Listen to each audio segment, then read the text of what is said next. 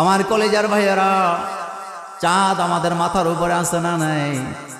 রাসূলুল্লাহর প্রশ্ন করা হয়েছে, ইয়াসআলুনাকা আনিল আহিল্লাহ। নবী গো, বুদ্ধিজীবীরা আপনাকে প্রশ্ন করে, নবী তুমি বলো তো, নবী যদি হইয়া থাকো চাঁদ বাড়ে কেন, কমে কেন? নবী গো, কুল হিয়া মাওয়াকিতু লিন্নাস, তুমি জবাব দিয়ে দাও, আমি মানুষের জন্য চাঁদকে চিরস্থায়ী ক্যালেন্ডার হিসাবে আকাশের মধ্যে ঝুলাইয়া রাখছি, যাতে করে তারা দিন মাস সময়কে গণনা করতে পারে। আল্লাহু আকবার। বিজ্ঞানীরা বলেছেন এই পৃথিবীর সমুদ্রে নদীতে যে জোয়ার বাটা হয় এটা চাঁদের কারণে হয়, কিন্তু আল্লাহ বলেন শুধু জোয়ার বাটার জন্য আমি চাঁদকে বানাই নাই, বরং চাঁদ আমি বানাইছি মানুষের ইবাদত করার জন্য। আর ইবাদতটা হবে আমার, সেই ইবাদতের গণনা করার জন্য, মাস দিন তারিখ সপ্তাহগুলা ঠিক রাখার জন্য চাঁদকে আমি আকাশের মধ্যে বান্দার জন্য চিরস্থায়ী ক্যালেন্ডার বানায় ঝুলিয়েছি। আচ্ছা, ক্যালেন্ডার কি পায়ের নিচে থাকে না মাথার উপরে থাকে? তো চাঁদটা কোন জায়গায় আছে?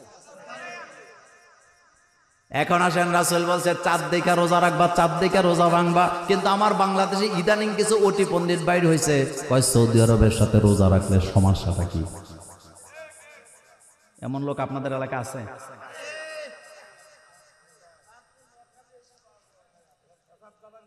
আছে না এরকম? আচ্ছা, আমি আপনাদেরকে একটু বলি, শুনেন। সৌদি আরবের সাথে যারা রোজা রাখতে চায় তাদের সাথে দ্বন্দ্ব জড়াবার আমার ইচ্ছা নাই, কারণ ফাও জায়গায় সময় দিয়ে কোনো লাভ নাই। কিন্তু আপনাদের সাথে আমি একটা ডিসকাস করি। আচ্ছা বলেন তো, বাংলাদেশে যে আমরা বাস করি, বাংলাদেশে কি আমাদের টাইম সব সময় একরকম? যেমন ফজরের নামাজ আমরা শীতকালে পড়ি 6টায়, কয়টায়? কিন্তু গরমকালে পড়ি 4:30টায়। মুরব্বীরা কথা কর না কেন? কয়টায়? সেম কন্ডিশনে মাগরিবের নামাজ শীতকালে পড়ি আমরা 5টায়, কিন্তু গরমকালে পড়ি 6:55-তে আজান হয়, অথচ শীতকালে 6:55-তে এশার আজান হয়ে যায় কিনা? যায়। এবার শোনেন, আল্লাহ রাব্বুল আলামিন আমাদেরকে যে 5 ওয়াক্ত নামাজ দিলেন, আল্লাহ কি বলছেন এরকম যে ফজর পড়বা 6টায়, যোহর পড়বা 12টায়, আসর পড়বা 4টায়, মাগরিব পড়বা 5টায়, এরকম বলছে? সুবহানাল্লাহ পড়েন। আল্লাহ পাক আলামত বলে দিচ্ছে, যখন সূর্য হেলে যায় যোহর পড়বা, সুবহানাল্লাহ পড়েন। তাহলে সূর্য যদি হেলে যায়, এটা 11:55-তে হেলে গেলে বোঝা যাবে নামাজের টাইম হয়ে গেছে। আবার এখন সূর্য হেলে যায় 12:12 তাহলে বোঝা গেল ওই সময় আর এই সময় একরকম হতে। এবার দেখেন, আল্লাহ পাক বলছেন সূর্য যখন ডুবে যাবে মাগরিবের নামাজ পড়বা, লাল থাকবে যতক্ষণ, মাগরিব পড়তে পারবা ততক্ষণ। কিন্তু পশ্চিম আকাশটা যখন অন্ধকারে ছেয়ে যাবে তখনই এশার নামাজের সময় আছে না নাই? আবার রাত্র অন্ধকারে ছেয়ে আছে, এখন আর ফজর পড়া যাবে না। ফজর পড়তে হইলে পূর্ব আকাশটা একটু হালকা পরিষ্কার, যেটাকে সুবে সাদেক বলেন, এটা হওয়া লাগবে। আল্লাহ টাইম দেয় নাই। আল্লাহ বলছে আলামত দেখে দেখে বুঝবা নামাজের টাইম হয়েছে কিনা। সেম কন্ডিশনে আমরা বাংলাদেশে রোজা রাখি, সৌদি আরবের লোকেরাও রোজা রাখে, কিন্তু তাদের সাথে তো আমাদের নামাজের টাইমে মিল নেই, তো রোজা মিলব কেমনে? আচ্ছা বলেন তো, আমরা যখন মাগরিবের নামাজ পড়ি, সৌদি আরবের লোকেরা যদি তখন আমাদের সাথে তাল মিলাইয়া মাগরিব পড়ে, নামাজ হবে তো? কারণ তাদের এখনো সূর্য ডুবতে কয় ঘন্টা বাকি। খেলাটা কার? তোমার মতো এত ছোট্ট মাথা নারিকেলের মালা দিয়া তুমি মাথা এটা এতটুকু, এটা দিয়ে আল্লাহর সৃষ্টি জগৎকে বোঝার যোগ্যতা আমাদের। আমরা যখন ইফতার করি, সৌদি আরবের লোকেরা যদি আমাদের সাথে তাল মিলাই ইফতার করে, যে ফেসবুকের যুগ, 1 সেকেন্ডে খবর পাওয়া যায়, হোয়াটসঅ্যাপের যুগ, মেসেঞ্জারের যুগ, তো বাংলাদেশের লোকেরা যখন ইফতার করে তাদের সাথে আমরাও ইফতার করব, তাদের রোজা হওয়ার কোনো সম্ভাবনা আছে? তাহলে আমি কি কথা বুঝাইতে পারছি? রাসূল বলছে চাঁদ দেখে রোজা, চাঁদ দেখে ঈদ। বলেন, চাঁদ দেখে রোজা, চাঁদ দেখে ঈদ। আমার কলেজের বাইরে সেই কথাটা আল্লাহ পাক বলছেন আইয়ামাম মাদুদাত, অল্প কয়েকদিনের জন্য রোজাকে দিলাম।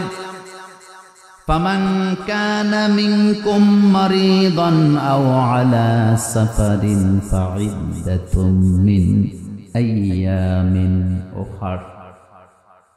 আল্লাহ রাব্বুল আলামিন বলছেন, কিন্তু বান্দারে এই সময়টার মধ্যে তোমরা যদি অসুস্থ হয়ে যাও, অথবা রোগা যদি হয়ে যাও, অথবা সফরে অবস্থায় যদি থাকো, তাহলে রোজাটা ওই সময় রাখতে হবে না, এটাকে রেখে দাও, ছেড়ে দাও, পরবর্তী সময়ে আদায় করে দেওয়া লাগবে। এটা কার কথা? গুরুত্বপূর্ণ মাসালা নোট করেন। আমাদের দেশের অনেক মায়েরা বোনেরা যে মাসিক হয়, মাসিক মিন্স হয়, যেটাকে পিরিয়ড বলেন, এই পিরিয়ডের সময় আমার মায়েরা বোনেরা রমজানে ওষুধ খাইয়া পিরিয়ড বন্ধ রেখে রোজাটা রাখে, যাতে রোজাটা ভেঙে না যায়। প্রশ্নটা হলো, কেউ যদি ট্যাবলেট খেয়ে তার মাসিককে বন্ধ করে বা রক্তস্রাবকে বন্ধ করে রোজা রাখে, তাইলে রোজা হবে নাকি হবে না? এটা হলো প্রশ্ন। কথা কি বুঝতেছেন? এবার শুনেন, খুবই গুরুত্বপূর্ণ কথা। রোজা রাখতে পারবে না তারা মাসিক যাদের শুরু হবে, রক্তপাত যাদের শুরু হবে, পিরিয়ড যাদের চলবে, পিরিয়ড অবস্থায় রোজা রাখতে পারবে না। কিন্তু কোন ওষুধ খেয়ে যদি রোজা মানে ওষুধ খেয়ে যদি পিরিয়ডকে বন্ধ রেখে রোজা রাখে, রোজা হবে, তবে এটা শরীরের জন্য ক্ষতিকর। কথা কি বুঝে আসছে? রোজা কি কথা কয় না, রোজা হবে, কিন্তু শরীরের জন্য এটা কি? কারণ এটা মা হাওয়া আলাইহিস সালামকে দান করছে কে? এখন আসেন, আমাদের দেশের কিছু অতি বুদ্ধিজীবী দাঁড়িয়ে আছে বিতর্কিত, তারা বলে পুরুষের কেন মাসিক হয় না, আমাদের মাসিক হয়, এটা তো আল্লাহ আমাদের প্রতি জুলুম করছে। বোকা কোথাকার, মাথার মধ্যে কিছু নাই। আচ্ছা বলেন তো, মায়ের দাম বেশি না বাপের দাম বেশি? তো মা যদি বাপ ছাড়া মা হয়, এবার মায়ের দাম কত? তো আপনারা না বললেন মায়ের দাম বেশি। আপনাদের এলাকায় কোন মেয়ে যদি বাপ ছাড়া মা হয়, অর্থাৎ স্বামী ছাড়া মা হয়, দাম বাড়বো না কমবো? তা আপনারা যে বলেন বাপ মার দাম বেশি, মার সম্মান বেশি। কি বেশি? শোনেন, এই মাসালা, এই হাদিসটা আমি বুঝতাম না। হাদিসটা কি? কোন এক ব্যক্তি রাসূল সাল্লাল্লাহু আলাইহি ওয়াসাল্লামকে জিজ্ঞেস করলেন যে, রাসূল গো, আমি অমান আহাক্কু বিহুসনি সাহাবাতি, আমি আমার উত্তম আচরণটা কার সাথে করব? রাসূল বলেন, উম্মুকা, তোমার মায়ের। কিলা সুম্মা মান, এরপরে জিজ্ঞেস করা হলো, রাসূল তারপরে কে? রাসূল বলেন, তোমার মায়ের। উম্মুক। এরপরে আবার বলা হলো, কিলা সুম্মা মান, ক্বালা উম্মুক। কয়বার? চতুর্থবার যখন জিজ্ঞেস করছেন, রাসূল বললেন, আবুকা, তোমার বাবা। এই হাদিসটা আমি ছাত্র জীবনে পড়ছি, কিন্তু বুঝি নাই। এই হাদিসটা আমি বুঝছি তখন ডক্টর জাকির নায়েকের একটা লেকচার শুনছি। যখন জাকির নায়েকের নাম শুনছেন? কথা কন না কেন? এবার শুনেন, ডক্টর জাকির নায়েক কি চমৎকার একটা ব্যাখ্যা দিছে। ডক্টর জাকির নায়েকের মাথাটা হলো একটা কম্পিউটার। মাথাটা একটা কি? কম্পিউটার। উনি বললেন যে, শুনেন, রাসূল যে বললেন তিনবার তোমার মায়ের, তোমার মায়ের, তোমার মায়ের, 4 নম্বরে যায় বলেন তোমার বাপের। তার মানে মা সন্তান জন্ম দিতে যাইয়া যে কষ্টটা করছে, যে পরীক্ষাটা দিছেন, এজন্য প্রথম পুরস্কার আল্লাহ মাকে দিছে, দ্বিতীয় পুরস্কার আল্লাহ মাকে দিছে, তৃতীয় পুরস্কার আল্লাহ কাকে দিছে? আচ্ছা বলেন তো, নরমালি পুরস্কার হয় কয়টা? 3টা। কিন্তু বাপেরে নামটা শুধু রাখছে, যেহেতু বাপেও কামাই রুজি করে খাওয়ায়। এখন আপনাদের কাছে জানতে চাই, জান্নাত বাপের পায়ের নিচে না মায়ের পায়ের নিচে? তো যেই মায়ের পায়ের নিচে জান্নাত, সেই মা সন্তান জন্ম দিতে হইলে, সম্মান পাইতে হইলে কিছু কষ্ট করা লাগে নাকি লাগে না? ইংরেজিতে একটা কথা আছে, নো রিস্ক নো গেইন। আপনি যদি রিস্ক নাই নেন, আপনি সফলতা অর্জন করার কোনো সম্ভাবনা। আচ্ছা, ব্যবসা দিলে কি শুধু লাভই হয় নাকি লস হয়? তো আপনি যদি চিন্তা করেন যে ব্যবসা দিলে যদি লস খাই তাহলে তো আমি দেউলিয়া হয়ে যাব, ব্যবসা করবই না, আপনি জীবনও বিজনেসম্যান হওয়ার সম্ভাবনা নাই। একজন মাকে আল্লাহ এত সম্মান দিবেন যার কারণে মায়েরা যাতে বাচ্চা জন্ম দিতে পারেন, ধারণ করতে পারেন, সেজন্য আল্লাহ পাক একটা পরিস্থিতি দিলেন। গর্ভপাত হওয়া অর্থাৎ গর্ভে ধারণ করার আগে নর্মাল একটা সিস্টেম, তাকে মাসিক হইতে হয়।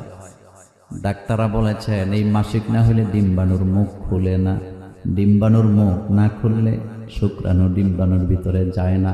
আল্লাহ বলছে ফি করারিম মাকিন।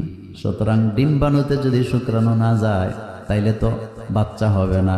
এই জন্য মাসে মাসে মাসিকের মাধ্যমে ডিম্বাণুর মুখটাকে, দরজাটাকে খুলে রাখেন, তিনি যেন মা হতে পারেন।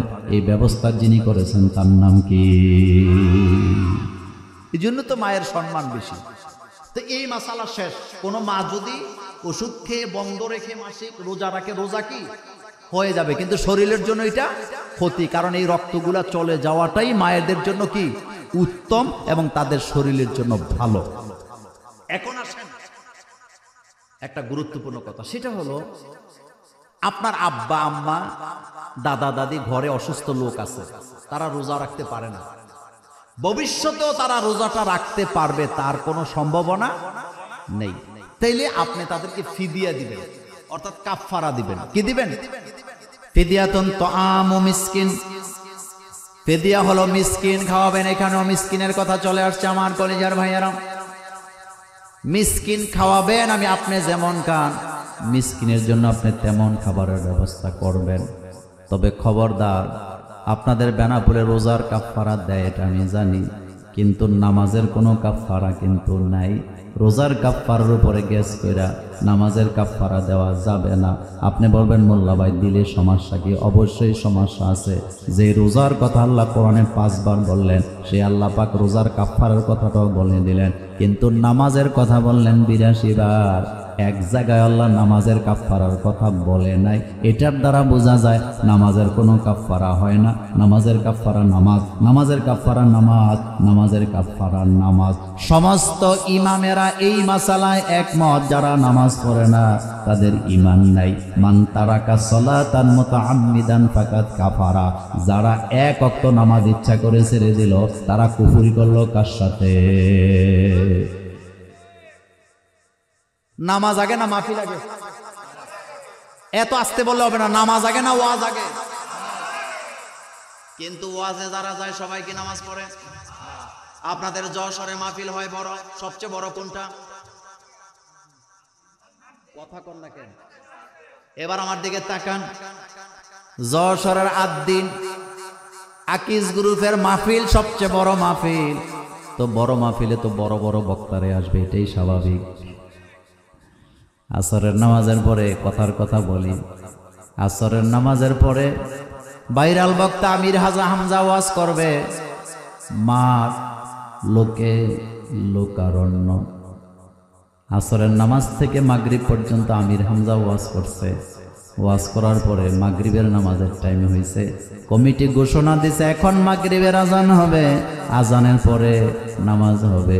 কিন্তু নামাজের পরে আরো ভাইরাল বক্তার ওয়াজ আছে, সেটা হলো ডক্টর মিজানুর রহমান আজহারি। এখন লোকেরা সিদ্ধান্ত নিচ্ছে আমির হামজার ওয়াজ শুনলাম, আজহারিটা তো ছাড়া যাবে না। আজান হইল, মাঠের মধ্যে লক্ষ লক্ষ মানুষ। আপনি গেলে দেখবেন 5 ভাগের 1 ভাগ লোকেরা নামাজ পড়ে, বাকি 4 ভাগ রাস্তায় রাস্তায় ঘুরে ততক্ষণ নামাজ শেষ হয় না যতক্ষণ। এই দৃশ্য আমার বাংলাদেশের ওয়াজগুলোতে আছে না? না,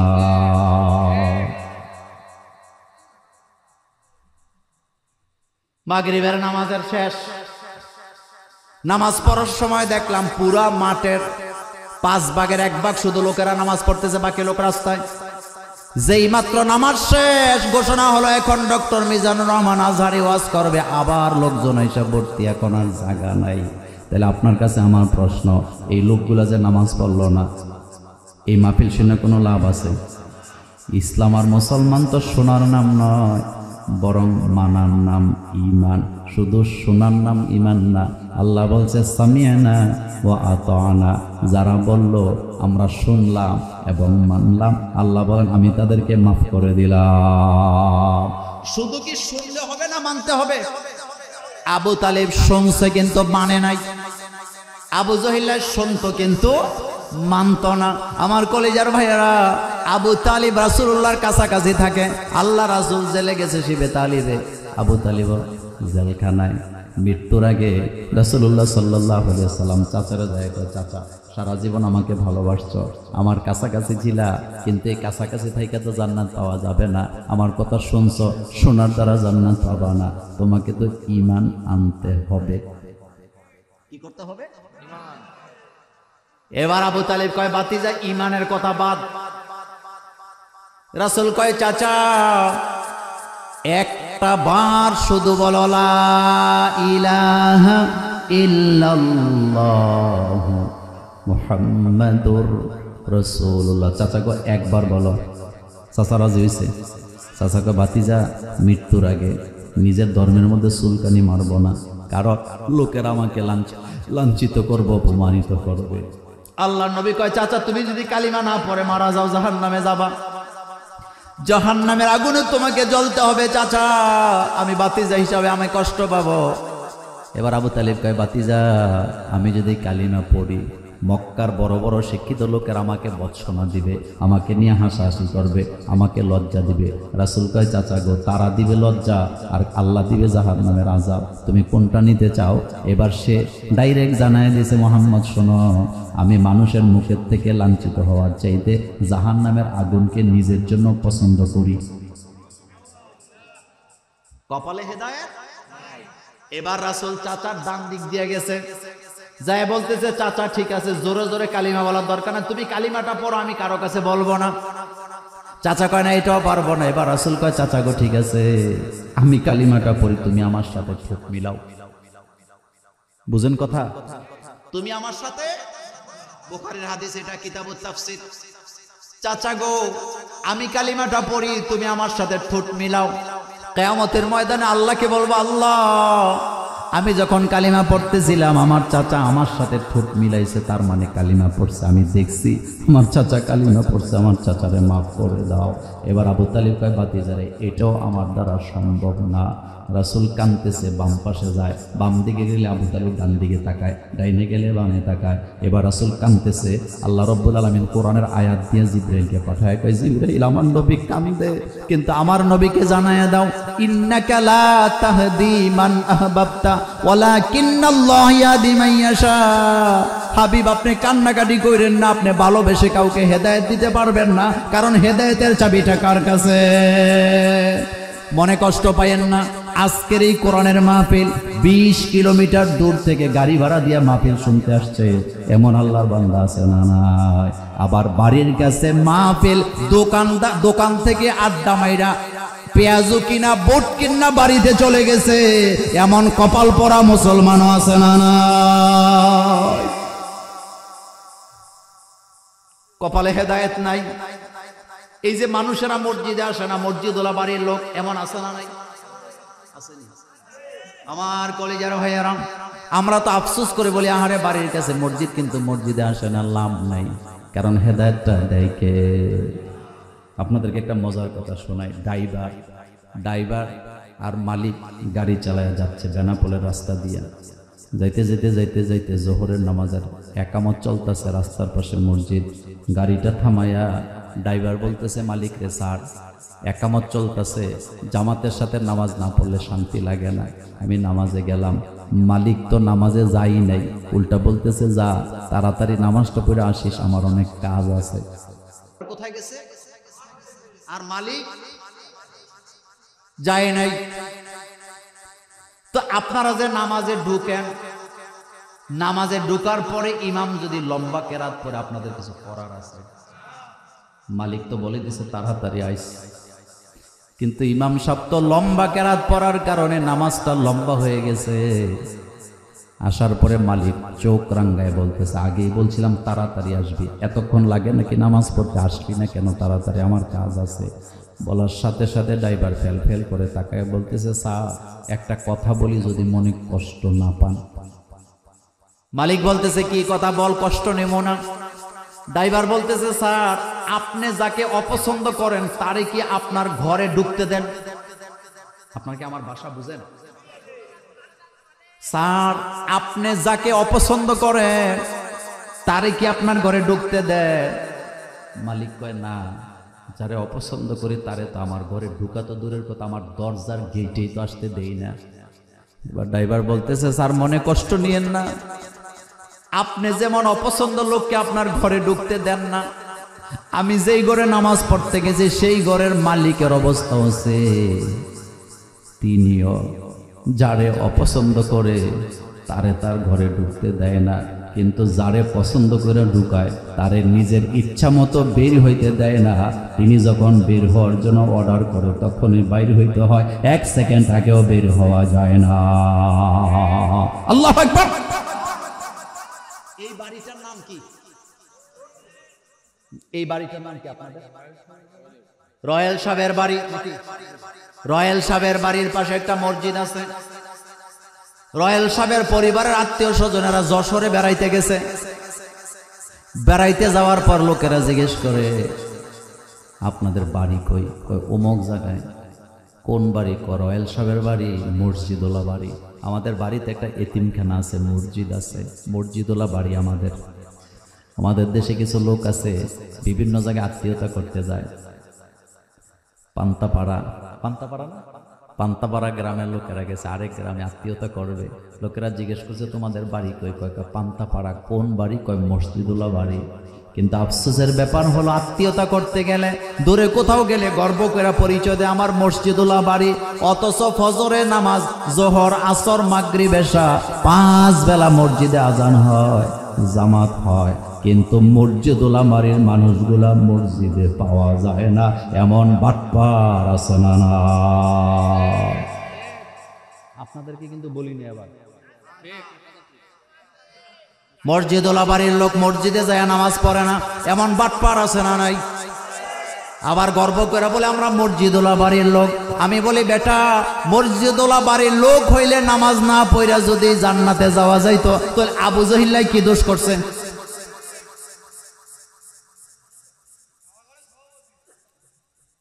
আবু জহিল্লার বাড়ি কোথায়?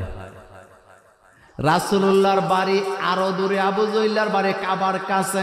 কিন্তু আবু জহিল্লা জান্নাতি না জাহান্নামী? আরো জোরে বলেন, জান্নাতি না জাহান্নামী?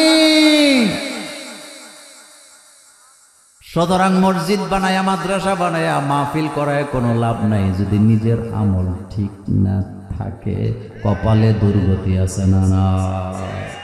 আমার কলিজার ভাইয়েরা, কথা লম্বা করতে চাই না, সামনে চলে দিতে। তাই আল্লাহ পাক বলছেন, লা ইউকাল্লিফুল্লাহু নাফসান ইল্লা উসআহা লাহা। বান্দারে, তোমার কষ্ট হবে এমন কোনো আইন বিধান আমি তোমার জন্য দেই নাই। তোমার জন্য সবকিছু সহজ করে দিছে কে? আমার কলিজার ভাইয়েরা, আল্লাহ পাক বলছেন, আইয়ামাম মা'দুদাত, রোজা আসবে, রোজা চলে যাবে। ফামান কানা মিনকুম মারিদান আও আলা সাফারিন ফাইদ্দাতুম মিন আইয়ামিন উখর। তোমাদের মধ্যে এই রোজার সময়টাতে যদি অসুস্থ থাকো অথবা সফরে থাকো, রোজাটা পরবর্তী সময় রাখবা। ওয়া আলাল্লাযিনা ইউতিকুনাহু ফিদিয়াতুন তুআমু মিসকিন। আর রমজানের কাফারা হলো মিসকিনকে খেতে দেওয়া। জোরে বলেন, কাকে খেতে দেওয়া? আপনার আব্বা রোজা রাখতে পারে না, আম্মা রোজা রাখতে পারে না, দাদা দাদি রোজা রাখতে পারে না, ঘরে অসুস্থ রোগী আছে রোজা রাখতে পারে না, ভবিষ্যতেও রাখতে পারবে না। তারা ফিদিয়া দিবে। ফিদিয়া বলে মিসকিন খাওয়াবেন। তার মানে আপনি নিজে খাবেন গরুর গোশত, মাছ, আর মিসকিনরে খাওয়াবেন আলুর ডাল। কথা কন না কেন? একই বলেন, বলেন একই খাওয়াইনি।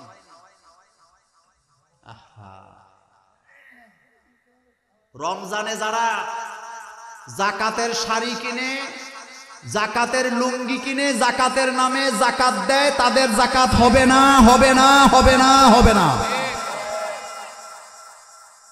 তুমি লুঙ্গি কিনে দাও, হ্যাঁ,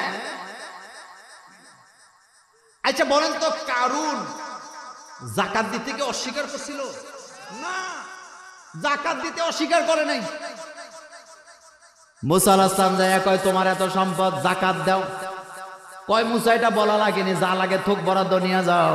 মুসা আলাইহিস সালাম কয় থোক বরাদ্দ হবে না, হিসাব করে দেওয়া লাগবে, হিসাব করে দেওয়া লাগবে। 100 টাকায় 2.5 টাকা, কথা কন না কেন? 100 টাকায় 40 টাকায় 1 টাকা, বলে না 40 টাকায় 100 টাকায়। এবার কারুণ্যায় কয় ঠিক আছে সমস্যা নাই, হিসাব করো। যখন হিসাব শুরু করছে, হিসাব করতে করতে করতে করতে কারুণ্যায় দেহে সর্বনাশ। এবার যখন সম্পদের স্তূপ দেখছে, এখন কারুণ্যায় উল্টায় গেছে। কয় মুসা বুঝছি, যাকাত টাকাত কিছু না, তোমার নজর আমার সম্পদের দিকে পড়ছে। আমাদের বাংলাদেশে যারা যাকাত দেয় ম্যাক্সিমাম মনে করে তারা গরিবের প্রতি এহসান করে। আমার দেশের নেতারা, ম্যাক্সিমাম নেতারা যাকাত দেয় ভবিষ্যতে ভোট পাওয়ার আশায়। কথা যে বললেন না, এমন নেতা আছে না নাই? তো যাকাত তোর কপালে মানি। শুনেন, যাকাত দেওয়া মানে বড় লোকেরা গরিবের প্রতি এহসান করা নয়, বরং যাকাত নিয়ে গরিবেরা বড় লোকদেরকে জাহান্নাম থেকে বাঁচাইয়া এহসান করতেছে।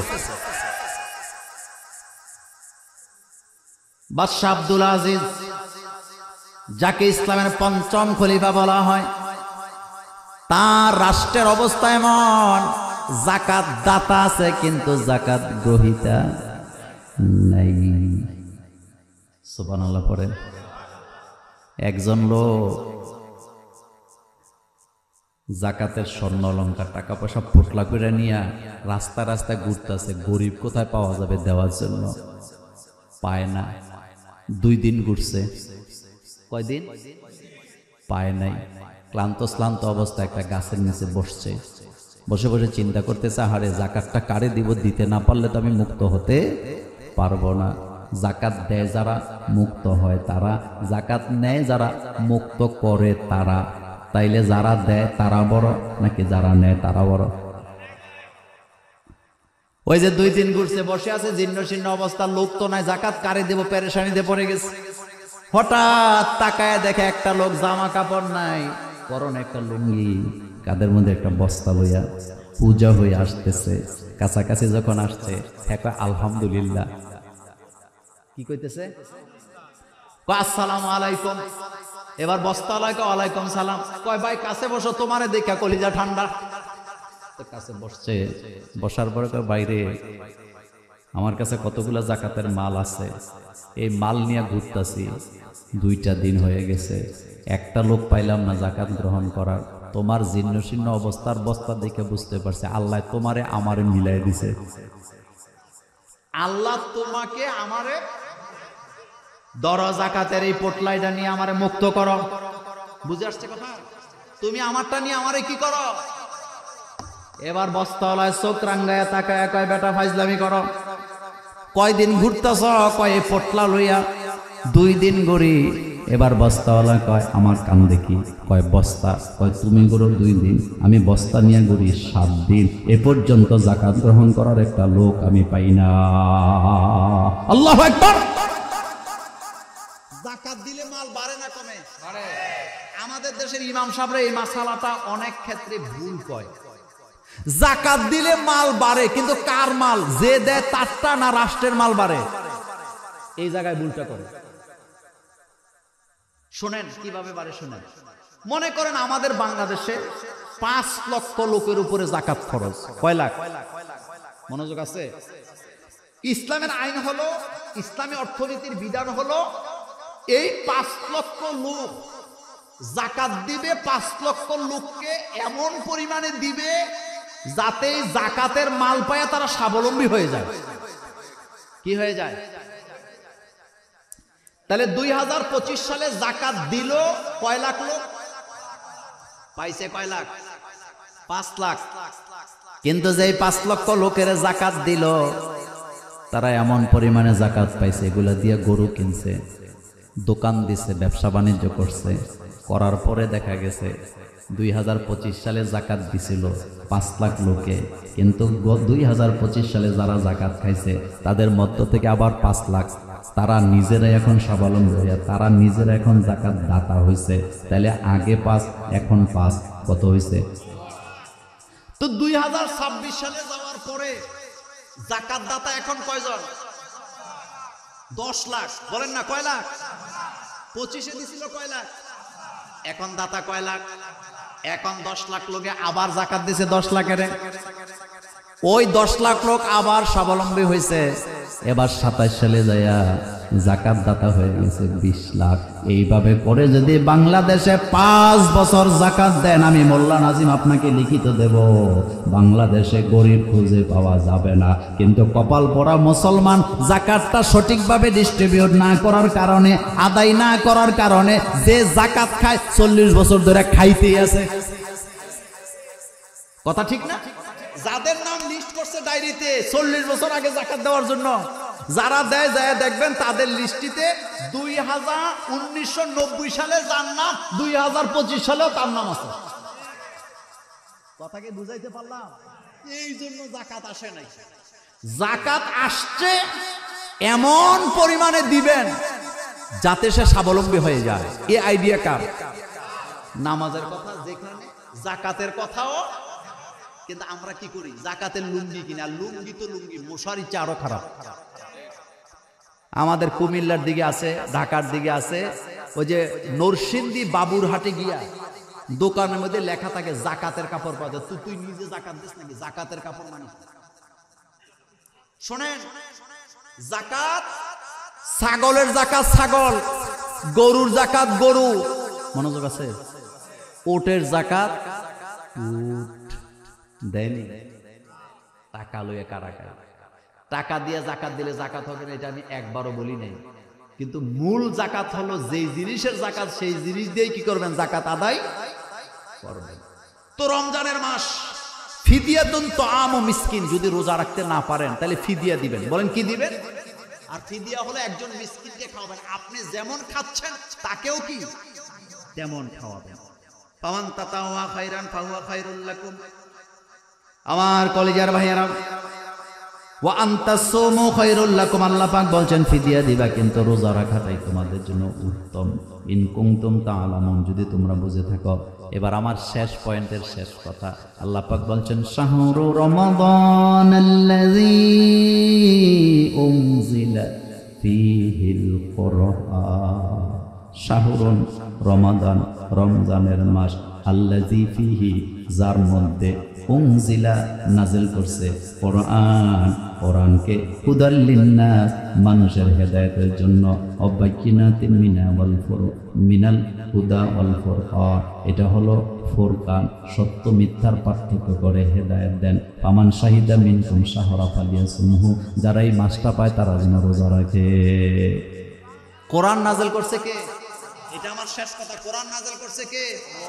কোরআনের সাথে থাকলে মর্যাদা বাড়ে না কমে? আমার কলেজের ভাইয়েরা, কোরআনের সাথে থাকলে মর্যাদা বাড়ে, কোরআনের কথা বললে মর্যাদা বাড়ে, কোরআনের আইন মানলেও মর্যাদা বাড়ে, নিরাপত্তা পাওয়া যায়। আল্লাহর কোরআনের আইন হলো আস-সারিকু ওয়াস-সারিকাতু ফাকতাউ আইদিয়াহুমা, চোর যদি চুরি কইরা ধরা পড়ে, হোক সেটা চোর হোক সেটা চুন্নি। আপনাদের এই বেনাপোল এলাকায় মহিলা চোরদেরকে কি বলে? কথা কন না যে, এই চুন্নি কথাটা কোরআনে বোধহয় নাই। আস-সারিকু চোর, আস-সারিকাতু চুন্নি, একটা মুজাক্কার আর একটা মুয়ান্নাস। আল্লাহ বলতেছেন চুরি করে যদি ধরা পড়ে, হোক সেটা চোর হোক সেটা চুন্নি, ফাকতাউ আইদিয়াহুমা, উভয়ের হাত কেটে দাও। কার কথা? আমার কলেজের বাইরে। এবার শোনেন, আপনারা অনেকে মনে করেন হারে এই আইন হইলে তো হাজার হাজার মানুষের হাত কাটা যাবে না। হাজার হাজার মানুষের হাত কাটার জন্য কোরআনের আইন আসে নাই। বাংলাদেশে 20 কোটি মানুষ আছে। 20 কোটি মানুষের জান মালের নিরাপত্তা দিতে যাইয়া যদি 10টা চোরের হাত কাটা প্রয়োজন হয়, কেটে দাও। 10 জন চোরের হাতের জাতির কোনো দরকার নাই। মানুষ আছে 20 কোটি, বলেন মানুষ আছে কয় কোটি? তো 20 কোটি মানুষের জান আর মালের নিরাপত্তা যদি 10 জনের হাত কাটলে দেওয়া যায়, এই রকমের 10টা হাতের কোনো দরকার নাই। কারণ 10টা হাত কাটলে জাতি অচল হবে না, অলস হবে না, বরং নিরাপত্তা পাবে। বুখারীতে আসছে রাসূলুল্লাহ সাল্লাল্লাহু আলাইহি সাল্লাম তখন প্রধান বিচারপতি, রাষ্ট্রপতি, মামলা হলো রাসূলের আদালতে। এখন আপনাদের কাছে জানতে, আপনাদের কি কষ্ট হইতেছে? কষ্ট হয়, কষ্ট হয়। আরেকটু চলবে, আরেকটু চলবে। শুনেন, রাসূলুল্লাহ প্রধান বিচারপতি ছিল না? বিচার করতে ব্রেন লাগে। বলেন কি লাগে? আমাদের সমাজে যারা বিচার করে বিড়ি সিগারেট খাইতে খাইতে মাথা শেষ। কথা ঠিক না? মিথ্যা মামলার পরেও রায় দিয়ে দেয়। আচ্ছা বলেন তো, যারা বিচার করে তাদের বিচার বোধহয় আল্লাহ করবে না? শিল্পীরা গান গাইছে, বিচারপতি তোমার বিচার হবে হাসরে, গাইছে নি গান? আল্লাহ কয় বিচার তো হাসরে হবে, এটা সত্য। কিন্তু দুনিয়াতে যদি আমি দুই একটা বিচার দেখাই তাহলে তোরা শান্তি পাবি। এই জন্য বিচারপতি রে বাংলাদেশেও না, ভারতেও না, সীমান্ত এলাকায় কলা পাতার মধ্যে শোয়ায় রাখছে কে? লিয়াত মাইন্না কালবি, এটা দেখে আমাদের কলজা সুবহানাল্লাহ ভাই যে কই না, এটা দেখাইছে কে? আল্লাহ। দেখার মধ্যে কোনো দোষ আছে নাকি? শুনেন, হযরত ইব্রাহিম আলাইহিস সালাম আল্লাহরে বলতেছে, আল্লাহ রব্বি আরিনি কাইফা তুহিল মাউতা, তুমি আমারে দেখাও তো তুমি মৃত্যুরে কিভাবে জীবিত করো। আল্লাহ বলছেন আওয়ালাম তুমিন, তুমি কি বিশ্বাস করো না? ক্বালা বালা, ইব্রাহিম নবী কয় হ্যাঁ বিশ্বাস করি। লিয়াতমাইন্না কালবি, আমারে দেখাইলে আমি শান্তি পাই। তাহলে বোঝা গেল মানুষ যেটা দেখে না, আল্লাহর কাছ থেকে যেটা শুনে, এটা দেখলে শান্তি পাওয়া যায় কি যায় না? আল্লাহ বলতেছেন যারা ন্যায় বিচার করে না, কিয়ামতে আমি তাদেরকে কঠিন শাস্তি দিব, জাহান্নাম দেব। যারা ন্যায় বিচার করে আমি তাদেরকে আরশের নিচে বসতে দিব। আমরা জানতে চাইলাম আল্লাহ এটা কেমন বিচার? আল্লাহ কয় ভারতের সীমানার দিকে তাকায় দেখ, বিচারপতিরা আমি কলা পাতার মধ্যে শোয়ায় রাখছি, ইজ্জত আমি ল্যাংটা করে ছেড়ে দিয়েছি। বিচার কার? তিনটা পাপের শাস্তি আল্লাহ দুনিয়াতে দিবেনি। আপনি কেউ যদি তিনটা পাপ করে দুনিয়াতে আল্লাহ শাস্তি দিবে। কয়টা? 1 নাম্বার, সতী সাধবী নারীর প্রতি যারা অপবাদ দেয়। কিছু কিছু পুরুষ আছে খামোকা স্ত্রীর সন্দেহ করে, এমন পুরুষ আমাদের বেনাপোলে নাই। খবরদার, খবরদার, আপনি যেটা দেখেন না সেটা সন্দেহ করার অধিকার আপনার নাই। আল্লাহ এটা পছন্দ করে না। কোন ব্যক্তি দেখে নাই, শুনছে, তার সাক্ষী গ্রহণযোগ্য হবে না। সতী সাধবী নারীর প্রতি যারা অপবাদ দেয়, আল্লাহ তাদেরকে দুনিয়াতে শাস্তি না দিয়ে মৃত্যু দিবেন না। 2 নাম্বার, যারা রক্তের সাথে বেঈমানি করে। কথা কন না কেন? নিজের বাইরে ঠকায়, বোনের ঠকায়, বাইরে রাস্তা দেয় না, বাইরে ভালো জমিঘর দেয় না, এমন ভাই বেনাপোলে, তাদের জন্য দুনিয়াতে শাস্তি আছে না? আর 3 নাম্বার, যারা ক্ষমতা পাইয়া জালেম হয়, মানুষের উপরে অত্যাচার করে, দুনিয়াতে আল্লাহ তাদেরকে শাস্তি না দিয়া আল্লাহ তারে মৃত্যু দেয় না। তাহলে পাপ হইল কয়টা? 1 নাম্বার, সতী সাধবী নারীর প্রতি অপবাদ দেওয়া যাবে। রাসূলুল্লাহর দরবারে একজন স্বামী আসলেন, একজন স্ত্রী আর স্বামী 2 জন মিলে রাসূলের দরবারে বিচারের জন্য এসে বললেন, রাসূল গো, আমার স্বামী আমাকে সন্দেহ করে, আমার এই বাচ্চাটা কালো, আমরা স্বামী স্ত্রী 2 জন সাদা ফর্সা, এজন্য আমার স্বামী আমার সন্দেহ করে। সে বলে আমি নাকি পরকীয়া করে সন্তান জন্ম দিছি। আমাদের কুমিল্লা দেবিদ্যার একটা থানা আছে, ওই জায়গায় বাপ তার বাচ্চাকে মেরে ফেলছে এই সন্দেহ করে যে এই বাচ্চা নাকি আরেকজনের। কি বুঝলেন? রাসূলুল্লাহ সাল্লাল্লাহু আলাইহি ওয়াসাল্লাম 2 জনকে 2 জায়গায় বসালেন। বিশ্বনবী বললেন, শোনো, তোমাদের বংশধরদের মধ্যে অতীতে কোনো পুরুষ কালো ছিল যার কারণে বাচ্চাটা কালো হয়েছে, তবে মা বাপ ফর্সা হইলেই যে বাচ্চার ফর্সা হবে ব্যাপারটা এমন নয়, কারণ সবাই আদমের সন্তান। বলেন কার সন্তান? আর আদমের সন্তানের মধ্যে ফর্সা আছে, কালো আছে, শ্যামলাও আছে। স্ত্রীকে, সতী সাধবী নারীকে অপবাদ দেওয়া যাবে না, যদি দেয় দুনিয়াতে শাস্তি দিবি কে? আর 2 নাম্বার, রক্তের সাথে যারা বেঈমানি করে, কাতে রেহেম, যারা আত্মীয়তার সম্পর্ক ছিন্ন করে, আল্লাহ দুনিয়াতে তাদেরকে শাস্তি না দিয়া মৃত্যু দিবেন না। আর 3 নাম্বার, যারা ক্ষমতা পাওয়ার পরে মানুষের উপরে জুলুম করে, আল্লাহ দুনিয়াতে শাস্তি না দিয়া তাদেরকে দুনিয়া থেকে মৃত্যু দিবেন না। কথা কি বুঝে আসছে? কথা কি বুঝে আসছে? তো কথা বলতেছিলাম ন্যায় বিচার, বিচারকদের বিচারপতিকে এই আইন আল্লাহ পাক দিছে, আস-সারিকু ওয়াস-সারিকাতু ফাকতাউ আইদিয়াহুমা, চোর যদি চুরি করে তাহলে উভয়ের হাত কেটে দাও। আইনটা কার বলেন তো? এই আইন যদি বাংলাদেশে কায়েম হয়, চুরি বন্ধ হওয়ার সম্ভাবনা আছে না? এই হাদিসটা বলে আমি আলোচনা শেষ করব। রাসূলুল্লাহর দরবারে বিচার নিয়ে আসা হলো, বুখারীর হাদিস। বলা হলো কুরাইশ বংশের একজন নারী চুরিতে ধরা পড়ছে। সাক্ষী প্রমাণ নেওয়ার পরে রাসূল রায় দিবে। আরবের লোকেরা বুঝে গেছে রাসূল তো রায় দিবে হাত কাটার আইন, কারণ এটা কোরআনের আইন। কুরাইশের নেতারা গোপন মিটিং কইরা ওই মহিলার হাতকে বাঁচাবার জন্য গোপনে মিটিং করে ওসামাকে দায়িত্ব দিছে, ওসামা তুমি যাও, তুমি যাই রাসূলকে বলো যে মেয়েটা তো কুরাইশ বংশের মেয়ে, যদি কুরাইশ বংশের মেয়ের হাত কাটা যায় চুরির দায়ে, লোকেরা বৎসনা দেবে কুরাইশ বংশের উপরে, সুতরাং বলে দাও তিনি যেন কুরাইশ বংশের মেয়ে হিসাবে মেয়েটাকে মাফ করে দেয়। ওসামা রাসূলের দরবারে গেলেন, যাই বসে বলতেছে রাসূল গো, কুরাইশ বংশের মেয়ে চুরিতে ধরা পড়ছে, আপনি কি তাকে মাফ করে দিতে পারেন না? আল্লাহর নবী বসা থেকে দাঁড়ায় গেলেন। আল্লাহর নবী বললেন, ওসামা শোনো, তুমি কি আমাকে আল্লাহর আইনের উপরে আমাকে পরামর্শ দিতে আসছো? আল্লাহর জাতের কসম করে বলে এটা তো কুরাইশ বংশের মেয়ে, আমার নিজের মেয়ে ফাতেমাও যদি চুরি করে ধরা পড়তো, আল্লাহর জাতের কসম আমি আমার মেয়ের হাত কেটে দিতাম। আল্লাহু আকবার। কারণ চোরের কোনো শ্বশুর বাড়ি নেই। কথা কন না কেন? চোরের কাছে কোনো মসজিদ নেই, হেতে মসজিদের মাইক চুরি করে লয়ে যায়, হেতে মাহফিলে গেলে পকেট মারে। আপনাদের যশোরে হয়েছে কিনা? চোরের কোনো কি নাই শ্বশুর বাড়ি। শোনেন, কুমিল্লা পুলিশ লাইনে বিরাট মাঠ, পুলিশ লাইন, তো এই মাঠে ঈদের নামাজ চলতেছে।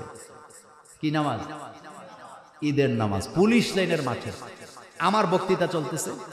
তো পুলিশ লাইনে মূলত নামাজ পড়ে SP, DC, RI সাবরা, additional SP যারা আছে, প্রশাসনের লোকেরা। তো ঈদের দিন তো আর এসপিরা এসপির পোশাক পরে আসে না, কেউ তো পুলিশের পোশাক পরে আসে না, সবাই পাঞ্জাবি টুপি লাগায় আইছে। এখানে এসপি কে, ডিসি কে বোঝা যায়?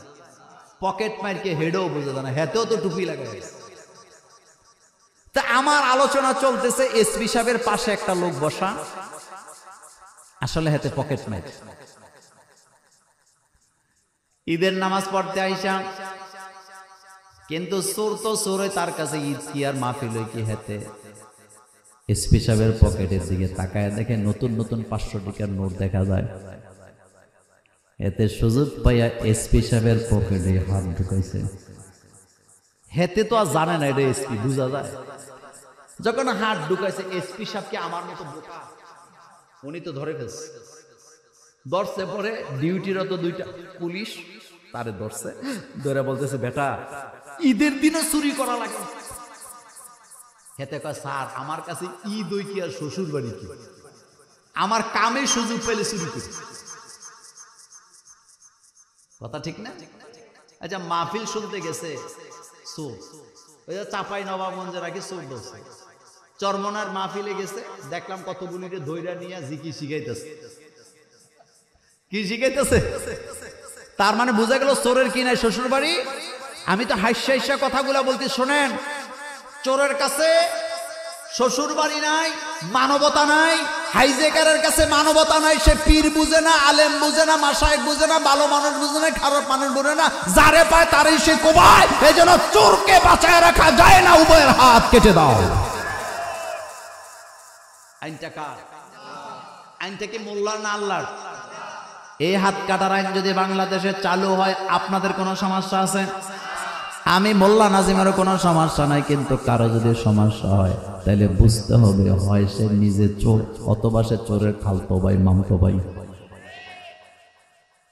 কথা ঠিক না?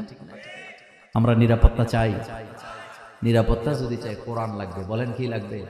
শেষ কথা বলে যাই, বাংলাদেশে রাসূলুল্লাহ সাল্লাল্লাহু আলাইহি ওয়াসাল্লাম কোরআনের আইন চালু করতে যুদ্ধ করা লাগছে না? উহুদ, বদর, ২৭টা যুদ্ধে রাসূল নেতৃত্ব দিয়ে তারপরে কোরআনের আইন চালু করছে। কিন্তু আমাদের বাংলাদেশে আল্লাহ এমন একটা সুবর্ণ সুযোগ দিয়ে দিয়েছেন, বাংলাদেশে বর্তমানে কোরআনের আইন চালু করার জন্য জিহাদ লাগবে না, বদর লাগবে না, উহুদ লাগবে না, রক্তপাত লাগবে না, তরবারি লাগবে না। শুধু কোরআনের আইন যারা চায় সময় মতো তাদের পক্ষে যদি একটা সিল মারতে পারি, আল্লাহর জমিনে কোরআনের আইন কায়েম হয়ে যাবে ইনশাআল্লাহ। রাজি আছেন মুসলমান? দুই হাত উঁচু করেন, আমার আল্লাহকে দেখায় দেন।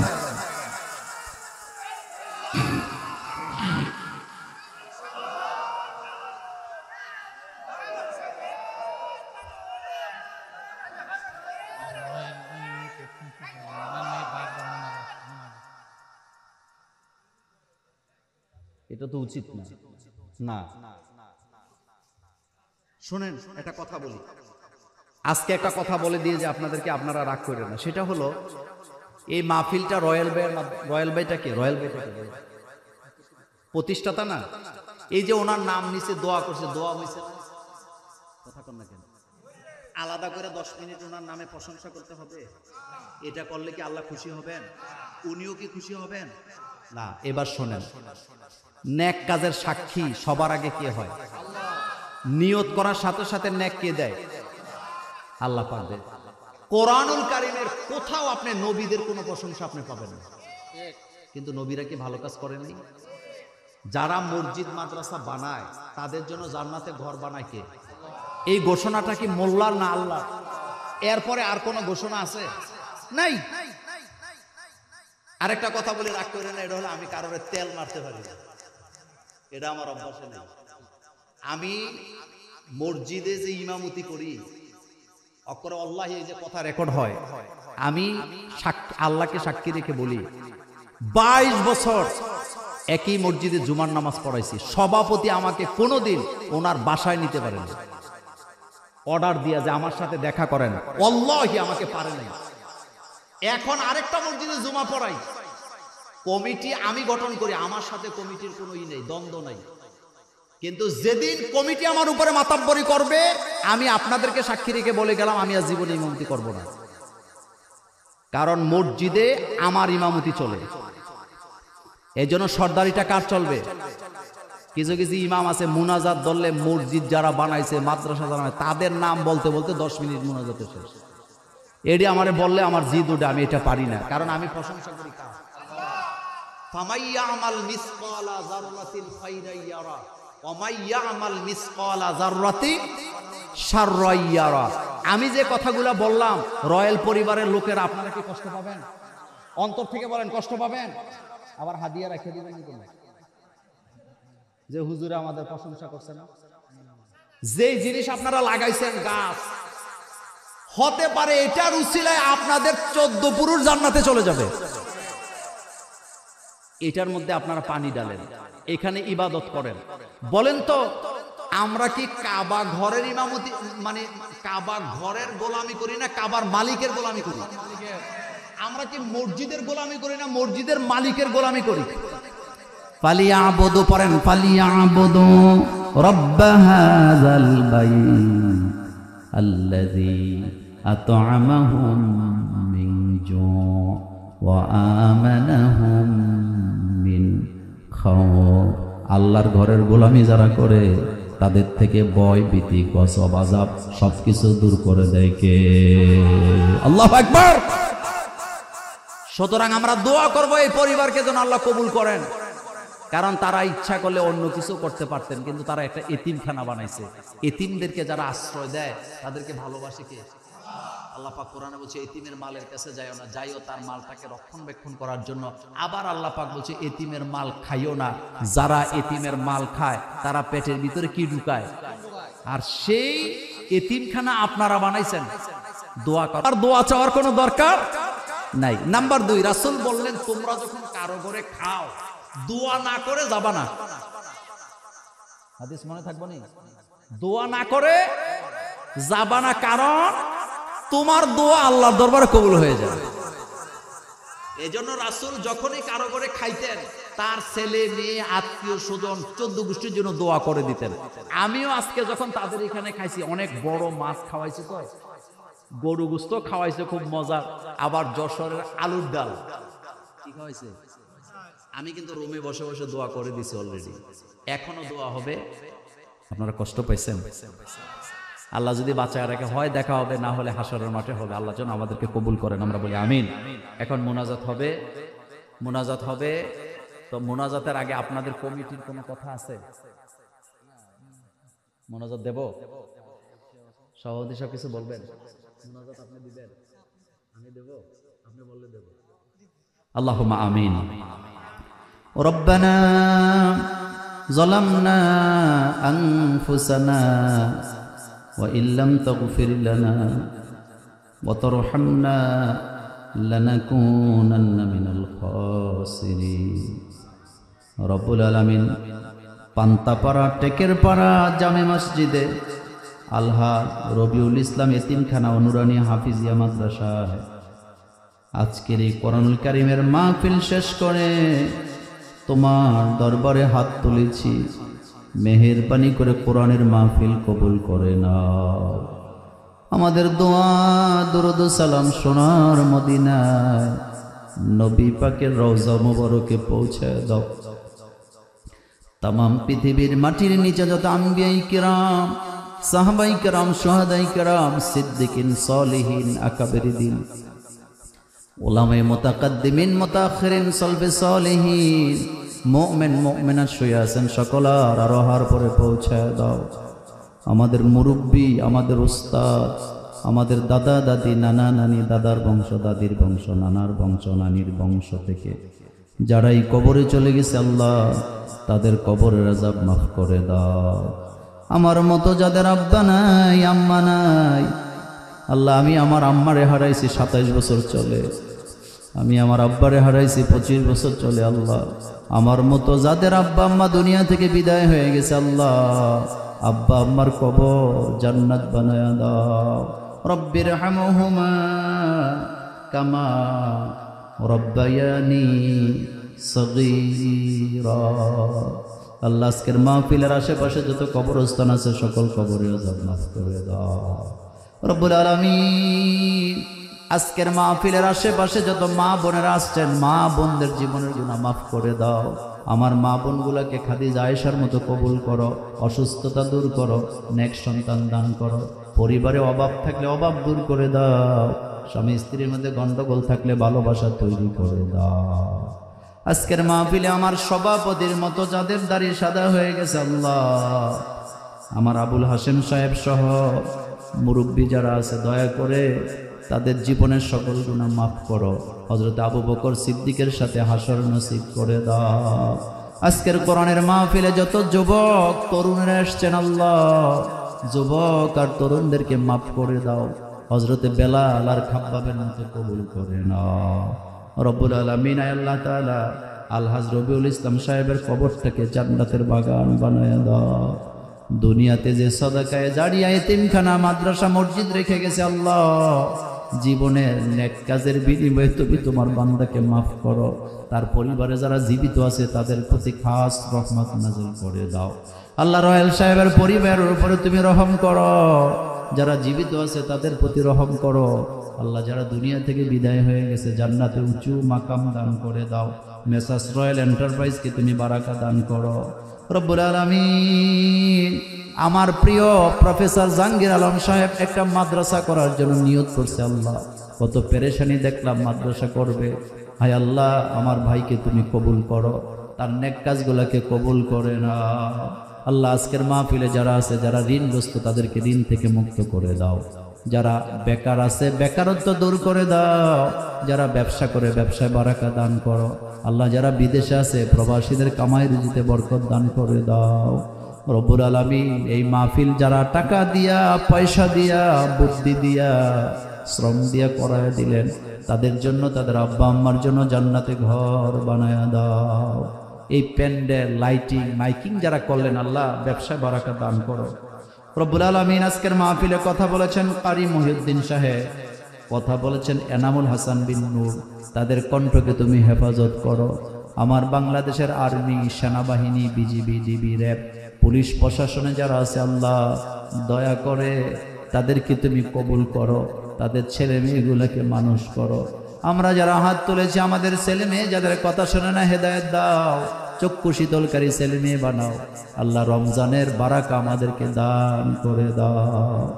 মক্কা মদিনায় যারা যেতে পারে না আল্লাহ মক্কা মদিনায় যাওয়ার তৌফিক দাও, বিশ্ব নবীকে স্বপ্নে দেখার তৌফিক দাও আল্লাহ। এই গ্রামে যতগুলা মসজিদ আছে, মাদ্রাসা আছে, কবরস্থান আছে আল্লাহ, ঈদগাহ আছে, জমিদাতাদের জন্য জান্নাতে ঘর বানায় দাও। এলাকার যত আলেম ওলামা আছে মসজিদ মাদ্রাসার খেদমতে আছে আল্লাহ, সমস্ত আলেম ওলামা রিজিকে বারাকা দান করো। যারা শিক্ষকতার পেশায় আছে আল্লাহ তাদের ইজ্জত সম্মানকে তুমি বাড়ায়া দাও আল্লাহ। হক পথে চলার তৌফিক দান করো আল্লাহ, হকের পথে চলার তৌফিক দান করো আল্লাহ। আমাদের হৃদয়টাকে ঈমান দিয়ে ভরপুর করো, কুফুরি থেকে আমাদেরকে হেফাজত করো, বেদাত শিরিক থেকে আমাদেরকে বাঁচাও।